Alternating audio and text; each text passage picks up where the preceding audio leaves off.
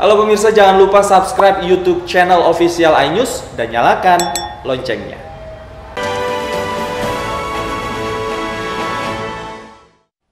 Pemirsa, Pengadilan Negeri Jakarta Timur kembali menggelar sidang lanjutan atas kasus hasil swab tes Rizik Syihab.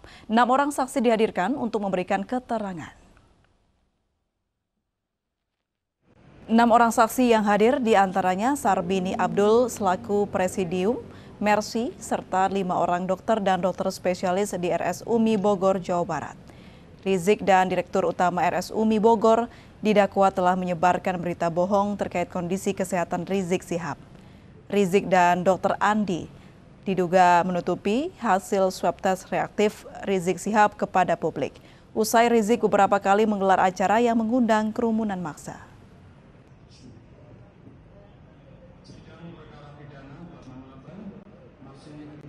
Pemirsa, mantan Menteri Sosial Juliari Batubara menjalani sidang perdana pembacaan surat dakwaan terkait kasus dugaan korupsi dana paket bantuan COVID-19 di Pengadilan Tipikor Jakarta. Jaksa penuntut umum mendakwa Juliari menerima suap sebesar 32,4 miliar rupiah.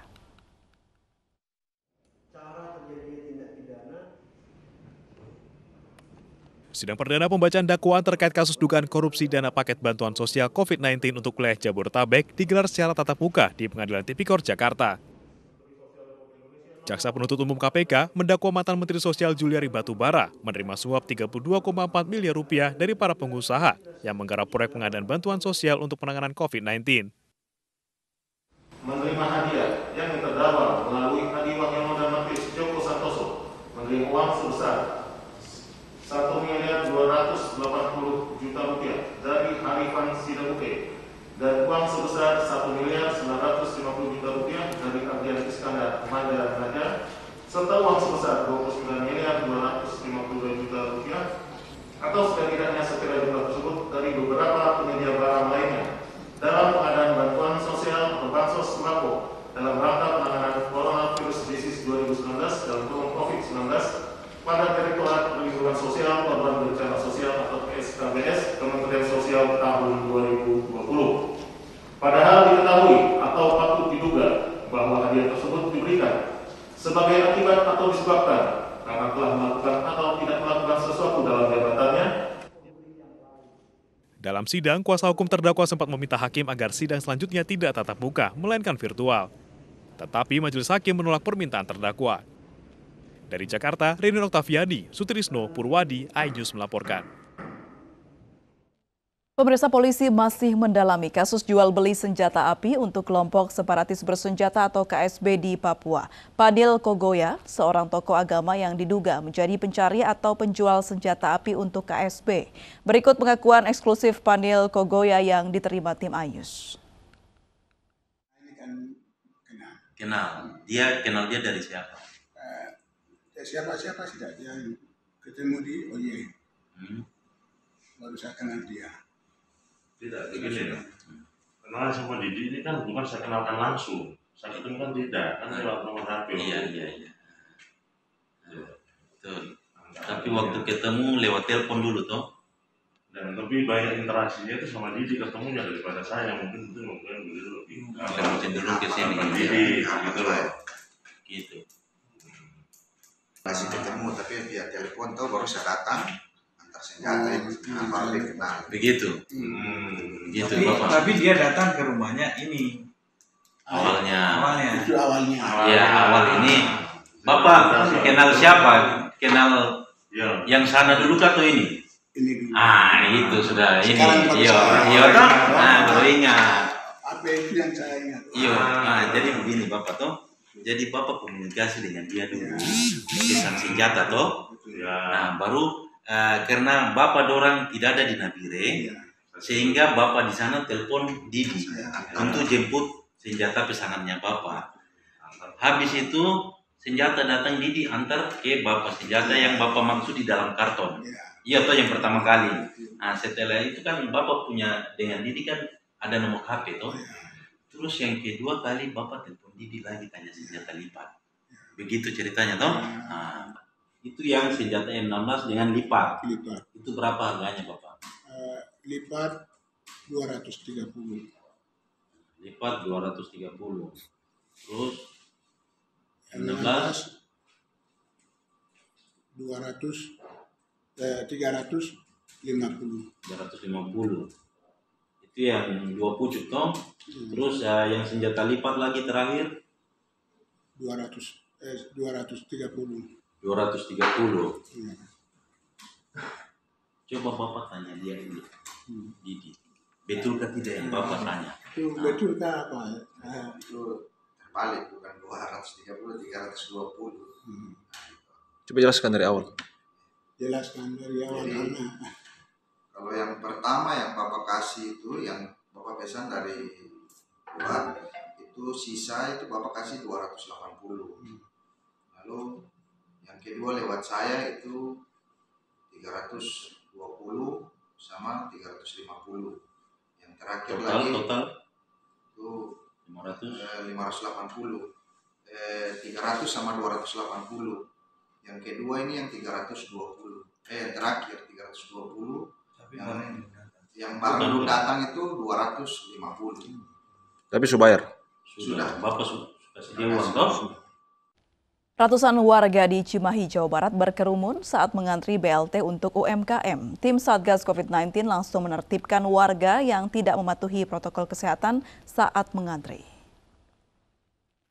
Sejak pagi, warga menerima bantuan UMKM mengantri di halaman kantor salah satu bank pemerintah di Cimahi, Jawa Barat. Polisi harus memecah kerumunan warga karena tidak tertib saat mengantri. Sementara itu, banyak warga yang pulang dengan tangan hampa karena namanya tidak tercantum di daftar pencairan dana.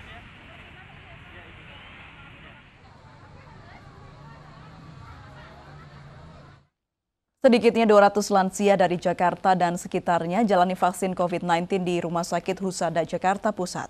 Vaksinasi dipantau langsung oleh Menko Perekonomian Airlangga Hartarto. Vaksinasi digelar dalam peluncuran vaksinasi untuk lansia dengan program Jemput Bola. Kementerian Kesehatan dan Komunitas Indonesia Lawan Libas COVID-19 atau KIL COVID-19 menggelar peluncuran vaksinasi untuk lansia dengan program Jemput Bola. Ketua KIL COVID Ardata Ongko Saputra menjelaskan komunitas akan menyediakan 100 bus yang siap untuk mengantar jemput para lansia untuk mendapatkan vaksin. Ditargetkan 21 juta jiwa lansia dapat divaksinasi dengan adanya program Jemput Bola.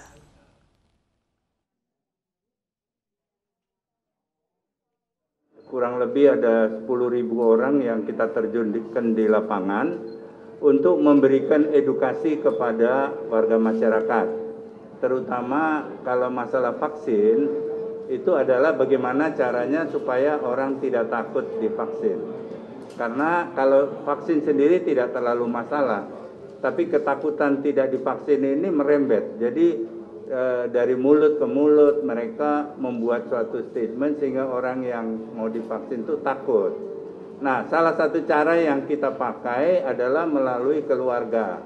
Jadi kekeluargaan, jadi melalui rumah tangga ya kita approach orang terdekat supaya mau. Jemput Bola kan mendekati kepada panti wereda, panti jompo, sehingga ini membuat vaksinasi ini lebih intensif lagi. Dan memang karena kita ketahui bahwa para lansia ini rentan terhadap COVID, maka Jemput Bola ini menjadi program yang baik dan diapresiasi oleh pemerintah.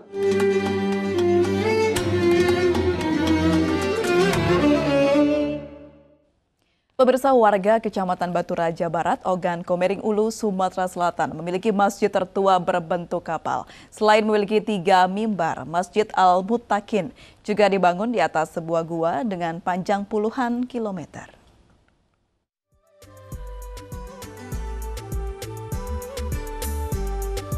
Dibangun di bibir Sungai Ogan, warga Kecamatan Batu Raja Barat, Ogan Komering Ulu, Sumatera Selatan memiliki masjid tertua berbentuk kapal. Masjid yang diberi nama Al-Muttaqin ini seolah bersandar di antara dermaga di 2 kelurahan, Sangnaga dan Tanjung Agung. Bagi warga setempat, masjid yang digunakan sebagai tempat ibadah sejak tahun 1931 ini punya keistimewaan. Dibangun sebelum masa kemerdekaan, Masjid Al-Mutakin memiliki 3 mimbar, di mana salah satu mimbar berada di tengah dalam masjid dan menjadi hiasan. Di bawah bangunan Masjid Kapal dipercaya terdapat gua yang panjangnya mencapai puluhan kilometer, di mana muara gua tepat berada di atas mimbar masjid yang bisa menampung 600 jemaah ini. Ini kan mimbarnya masjid berdirinya pertamanya masjid ini. Oh gitu, jadi masih dipertahankan? Dipertahankan. Kabarnya di bawah masjidnya ada gua, benar apa? Ada, memang benar itu. Ada gua naga, memang benar. Saat bulan Ramadan, Masjid Kapal jadi andalan warga sekitar maupun pendatang untuk beribadah. Hingga saat ini, Masjid Kapal baru sekali dipugar pada tahun 1967. Dari Ogan Komering Ulu, Widori Agustino, iNews melaporkan.